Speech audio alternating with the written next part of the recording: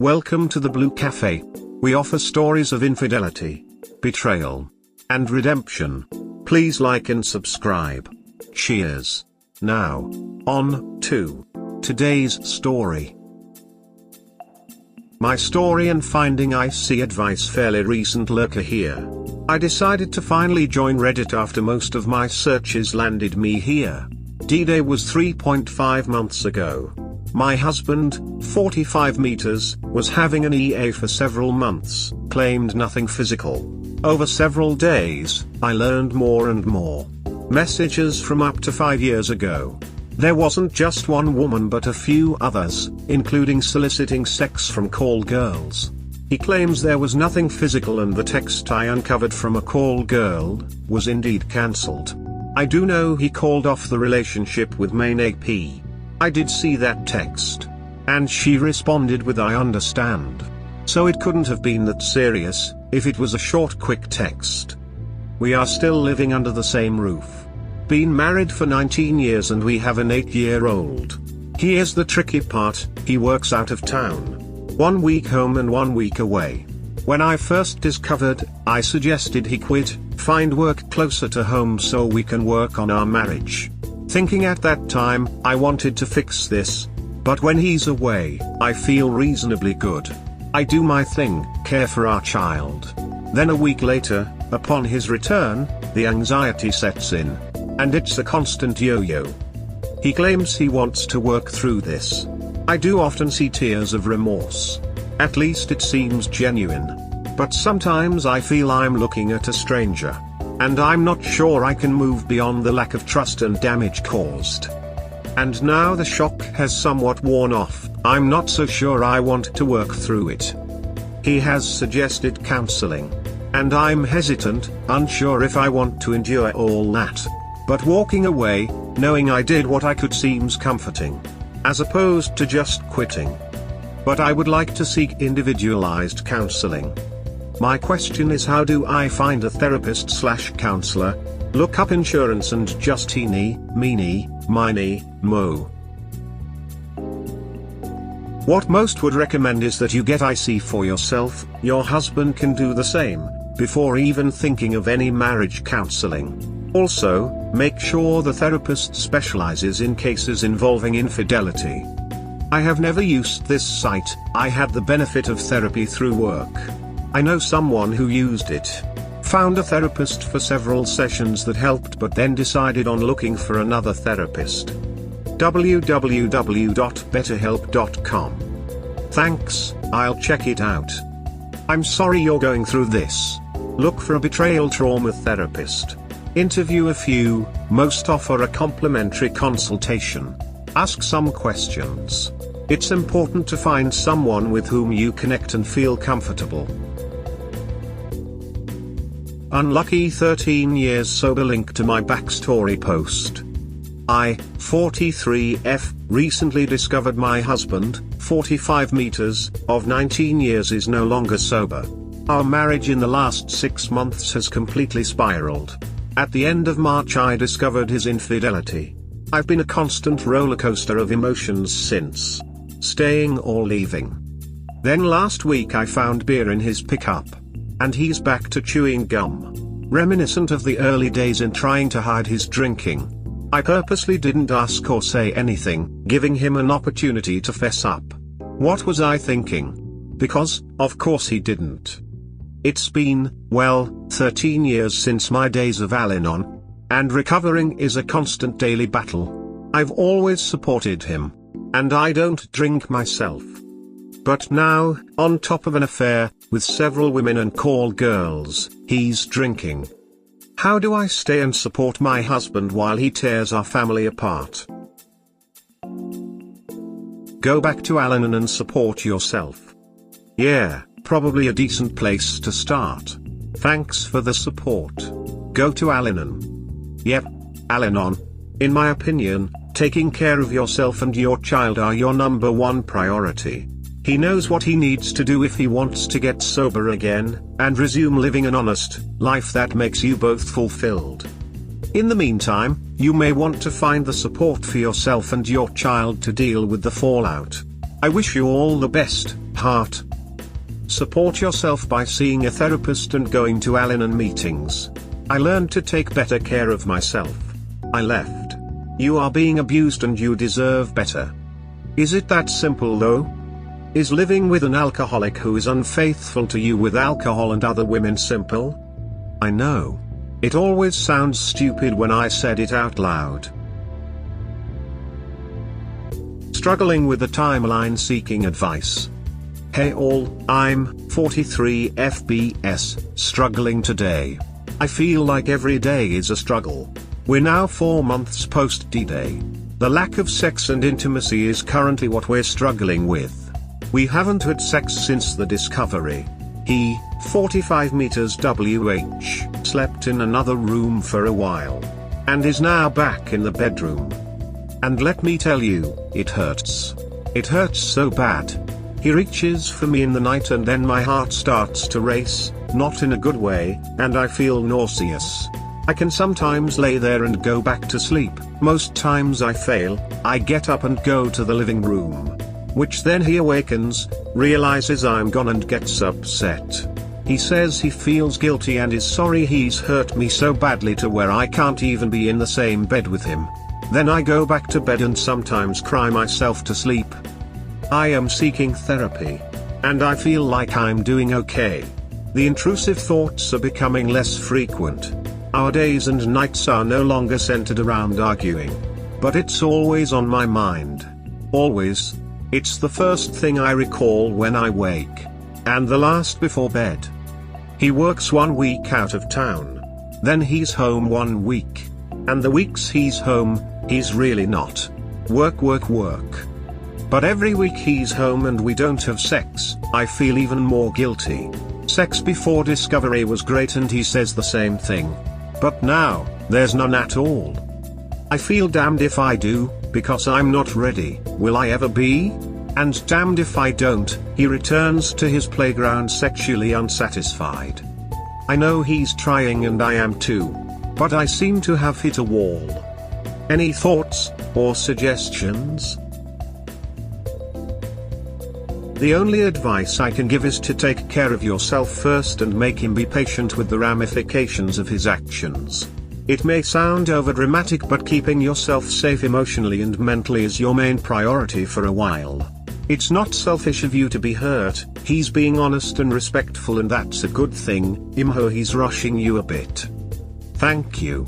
Sometimes I feel like I'm being rushed. So I appreciate the feedback.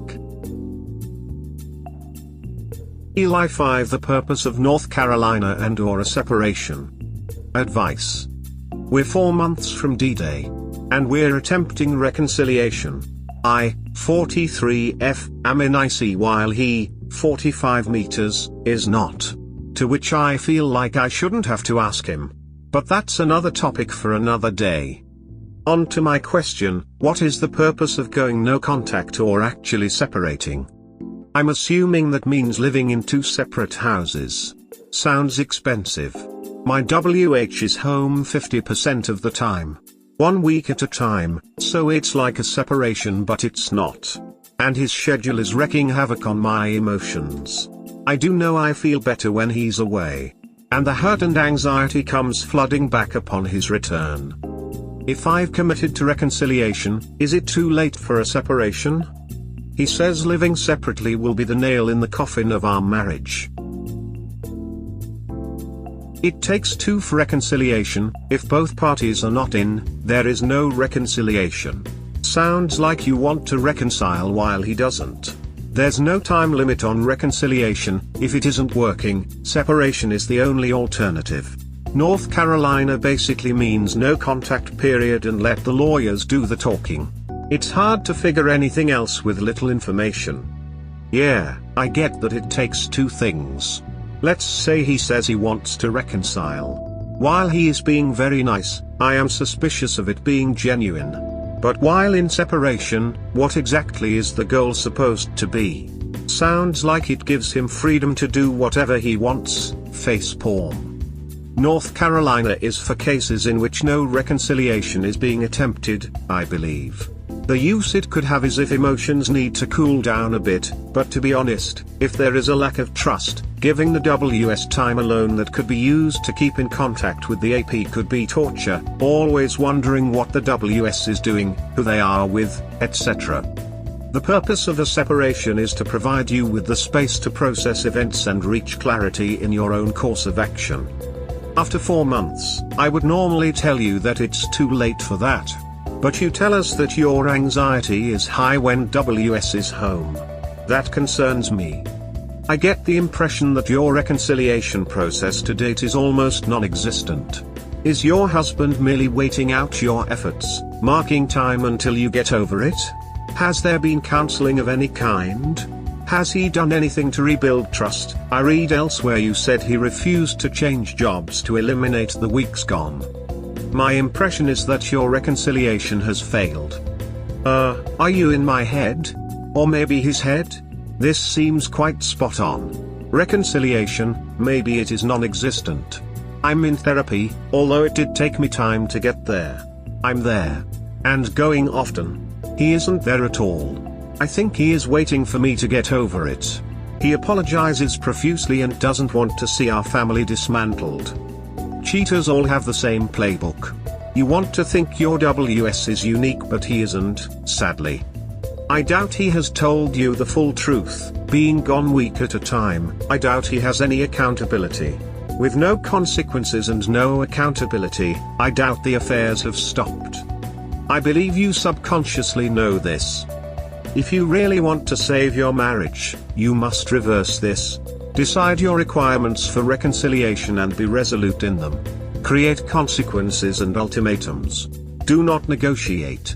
If he resists, do not argue. Go to an attorney and file the divorce. Divorces can be delayed or dismissed if he gets the message. The bottom line: he broke your trust, he must fix it. You're right, there is no accountability, I guess. The consequences: me tearing his service truck apart, crying and yelling, and then finding more bar napkins with girls' numbers on them. But it is ongoing, the talking that inevitably turns to arguing. Bottom line: thank you. The purpose of no contact and separating are exactly the feelings you feel the 1 week he's gone. You heal and regress under current circumstances. But with separation and North Carolina, you're able to heal easier. No, his cheating was the nail in the coffin of our marriage. This isn't a marriage anymore. Marriage implies shared goals, projects, teamwork and care for each other. What you have here is a roommate. A toxic one. How come I hadn't thought of that? I suppose so. That comment he made is yet another attempt at manipulation. Stay strong. The mind games haven't even started yet because he's convinced he can get you to calm down and let bygones be bygones. Guys like these, you really don't want to be anywhere near the blast range when they turn that narcissistic dial up to 11. I have wondered about the narcissism thing, but haven't spent any time really reading up on that. This is all new to me. I feel so ignorant and naive sometimes. Watch Dr. Ramani and Rebecca Zhang on YouTube. You can't diagnose him as having the disorder, but even if he's just a self-centered person, the tactics and strategies for spotting and handling a disordered narcissist are useful for dealing with any cheater. Ultimately, cheaters are selfish and abusive. It may not be narcissism proper, but it has all the appearance of narcissism. Grey rock is particularly useful when dealing with a cheater. Show as little emotion as possible. Answer yes or no, don't go into any detail. Give them nothing to be outraged about or anything that they can claim the victim over. The goal is to be as inert as a grey rock. Be boring. So boring that they can't get whatever validation and ego boost that they crave, what they call narcissistic supply. He says living separately will be the nail in the coffin of our marriage. Yeah, no. The cheating was the nail in the coffin. He ducked up. Don't let him put the blame on you for setting boundaries. North Carolina gives both parties time to decide what they want without the other person being right in their face. It gives the wayward a taste of what they'll be losing and the betrayed time to start the healing process. Okay, that is helpful. This is just too hard. And I wanna cry and have a hissy fit. However, betrayers have zero problem potentially blowing up their family's finances with their selfishness. Yep. Mine blew a $10,000 hole in our budget last year paying for her affair. It wasn't expensive gifts or embezzling large sums of money, and I'm not even counting the lawyer and pie fees. That's what she spent supporting our former neighbor through a difficult time in his life. That was hotel rooms to find myself. It was dinner, groceries, and alcohol when she stole the kids and lived with him for a few weeks. Once I filed, I separated our finances and have been digging out of that financial hole ever since. Thankfully she left the house in my possession, and eventually returned the kids because her lover finalized his divorce and was thrown out of his house. Oh man, he got screwed on the sale of his house and I laughed so hard. So now I'm home with the kids and half my immediate family while she's twisting in the wind, alienating everyone in her life to cling to the limp D she cheated on me with. Sorry to be the bearer of bad news, but reconciliation has only a 15% success rate. It's a long process, 2 to 5 years, and for it to even work the cheater must show true remorse if it is to have even a small chance for things to work out. Your husband who is refusing to get IC doesn't seem remotely remorseful. You can separate while living in the same house, separate sleeping bedroom, sleeping arrangements, etc. Your husband doesn't seem all that committed to saving the marriage. You say that you feel better when he is away and then all the angst comes back upon his return. This may be your brain and body telling you what is the best course of action. Your best bet may be to consult a lawyer and prepare an exit plan rather than trying for a reconciliation. Best of luck. This may be your brain and body telling you what is the best course of action. Your body knows. It talks to you. Listen. It is your life. It is your choice. There is no such thing as too late. He murdered the relationship and doesn't even seem to be paying a penalty or seeking help. It doesn't sound like reconciliation. It sounds like you are trying to hold a relationship that he broke together without any help or consideration. Just out of curiosity, what do you get out of reconciliation other than a cheater? You get to carry the pain he inflicted on you forever. What price has he had to pay? He doesn't sound like he is all that interested in working things out if he is setting conditions on you. He is the villain here, not you. Does reconciling mean I don't get to talk about it? Question. It's been 4 months since D-Day. I'm 43F in therapy and doing remotely decent. WH 45 meters is not as of right now. It's hard to talk to each other about anything but our marriage. I've asked him to seek an IC. He's refused. But he finally admitted he needs help. And said he would call and look into it. It's been hard to find each other on the same page at the same time. He keeps saying every time I bring it up, or have a trigger and want to talk, I continually rub his nose in it and he's reminded of his betrayal. So, if there is a concerted effort, am I not allowed to bring it up? Sounds like you are trying to reconcile and he is trying to rug sweep. He needs to know that talking about something that traumatized you is not rubbing his nose in it, it is part of healing. He is not acknowledging the damage he has done to you and your marriage.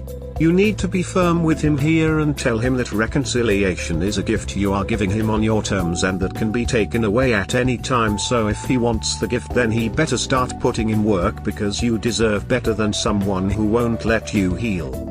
I haven't quite framed the conversation of reconciling like that.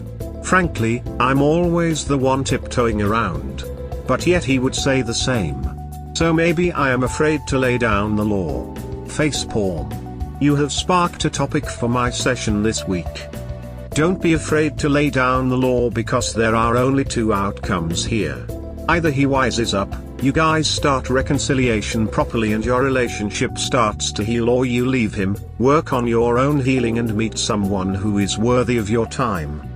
You've already lost the relationship you thought you had. Don't let him rob any more time from you. He either starts putting in effort or you start packing.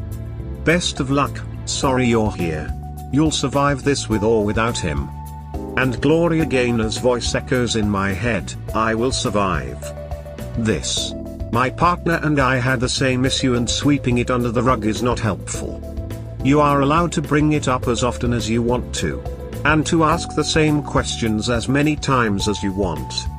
If my BH wants to talk about the affair 24/7 for a year, I will be right there, answering his questions, apologizing for the betrayal and pain I caused, and he in no way deserved it. That can happen the rest of my life and I do not care. Because it means we are still together and still fighting for us. He definitely needs an IC with someone that has experience with infidelity. And needs to learn that reconciliation is on your terms. Alone. I sincerely wish you well. And stay on him about therapy. Here's another thought though. I feel like I shouldn't have to ask him to go to therapy. He should want to go on his own, not because I asked him to. This is very true, however try to remember our society does not teach people to seek help for mental health and treats doing so as a weakness, and it also tells men to not have emotions and or be weak. Basically he should want to go for him and he should make effort to go and keep it up, but a lot of men have the emotional range and depth of a teaspoon, so often need a nudge and some encouragement. I second this. Men help keep the stigma around mental health alive sometimes. Thankfully, it is getting better. And if my husband was willing to seek out therapy, that should say a lot. He is a retired Force Recon Marine with multiple combat tours. Yeah, that is true. I hadn't really thought of the societal stigma of mental health or that related to a man. Yeah, seriously, too many men make the world difficult. XD him agreeing to look and seeing the problem is a good step to try not to beat him up for trying. It's hard, but long term it is worth it. If he doesn't like talking directly about the situation, you could try talking about the posts on here together. Pick topics that relate to discuss as a team. It worked well for us as we could share our view on a topic without talking about us directly in good ways through storylines in media and news. Sometimes it's easier to talk about a problem when it's not yours, and then as you both get more comfortable with the topic you can start talking more directly. Cheating is an icky subject. It's hard to talk about, especially if you're the obvious bad guy in the situation. Shame is a really hard emotion to deal with, but sounds like he's trying and just doesn't know how, which is a good first step. Right, maybe it doesn't matter how he arrived at counseling, focus on that he's there. That's very true. That's a sign of him being willing to do the work necessary to fix things. But you have to also consider what you will do when he doesn't. You can recommend it and say, you know, this would be really helpful for us, and then see what he does. But then you have to let him make the choice on how he wants to fix things.